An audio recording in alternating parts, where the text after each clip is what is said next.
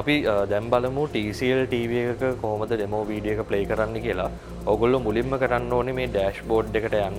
Dashboard එක select කරගන්න. Dashboard එකට ගියාට පස්සේ ඔයගොල්ලන්ට මෙනු එකක් එනවා. ඒ මෙනු එකේ තියෙනවා all settings කියන ඔප්ෂන් එක. all settings එක අපි ක්ලික් කරාට පස්සේ ඔයගොල්ලෝ යන්න මේ system කියන ඔප්ෂන් එකට. එතන system එකට ගියාට පස්සෙත් ඔයගොල්ලන්ට options කිහිපයක් දීලා තියෙනවා. එතන ඔයගොල්ලෝ තෝරගන්න ඕනේ මේ advanced settings කියන option එක. advanced settings එක ඇතුලේ usage mode එකට ගියාට පස්සේ ඔයගොල්ලන්ට බලා ගන්න පුළුවන් home mode සහ store mode කියලා options දෙකක් දීලා තියෙනවා. ඔයගොල්ලන්ට inbuilt video එක play කරන්න ඕන නිසා ඔයගොල්ලෝ select කරගන්න ඕනේ මේ store mode කියන option එක. store mode එක okay කරාට පස්සේ තප්පර සාමාන්‍යයෙන් 5-10ක් අතර කාල සීමාවක් ඇතුළත ඔයගොල්ලන්ට බලා ගන්න පුළුවන් මේකේ ඇතුළේ තියෙන demo videos automatically play වෙන ආකාරය.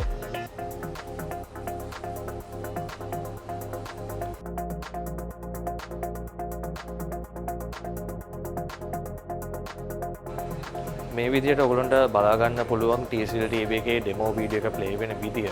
ඊට අමතරව TCL TV එක ගත්තම අපි මේකේ තවත් කාරණයක් විශේෂයෙන් කියන්න ඕනේ. සමහරක් TV models වල store mode එකට ගියාට පස්සේ automatically video එක play වෙන්නේ නැහැ.